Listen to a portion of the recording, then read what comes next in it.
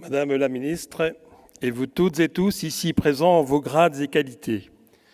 Ce soir, l'inauguration de cette superbe maison de la culture ouvre une nouvelle page du grand livre de l'histoire de Bourges. Je veux rendre hommage aux premiers décideurs, aux premiers rêveurs qui n'ont jamais failli devant l'ampleur du projet. Ce soir, c'est d'abord et avant tout une victoire, la victoire collective de celles et ceux qui ont cru en ce beau projet dès les premières esquisses, qui ont travaillé de concert pour franchir les obstacles politiques, économiques, environnementaux que nous savons nombreux, qui se sont mis au travers d'une route que nous savions compliquée à emprunter.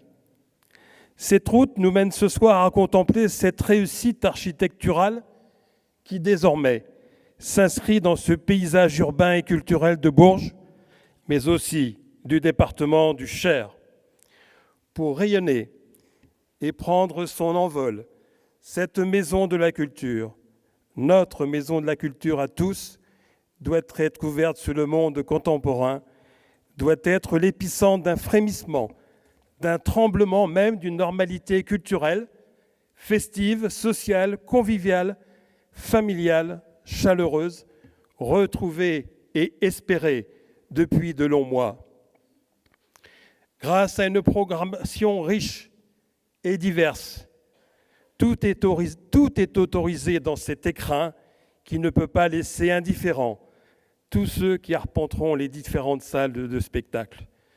Ce soir, nous devons croire en la culture universelle, la culture ouverte et accessible à tous les habitants du Cher, dont le conseil départemental en sera un chef d'orchestre, avec cette volonté, encore et toujours, de favoriser une présence artistique forte et régulière sur le territoire, permettant ainsi des rencontres entre les femmes et les hommes qui y vivent et le monde de la culture. Des liens se tissent, des amitiés se construisent, et celles et ceux qui sont éloignés géographiquement ou socialement de la culture s'y confrontent sans se poser de questions. Naturellement, parce que le ciment de cette rencontre, c'est l'humain. Telle est l'ambition que poursuit le département depuis des années. La culture n'est pas en crise ce soir. La culture qui s'installe dans ces murs devient le symbole d'une renaissance et cette ouverture aura, j'en suis convaincu, un retentissement dépassant largement les frontières de notre département et de notre région.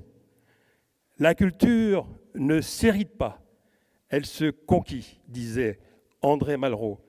Alors ce soir, chers amis, tout est permis pour aller conquérir de nouveaux horizons culturels.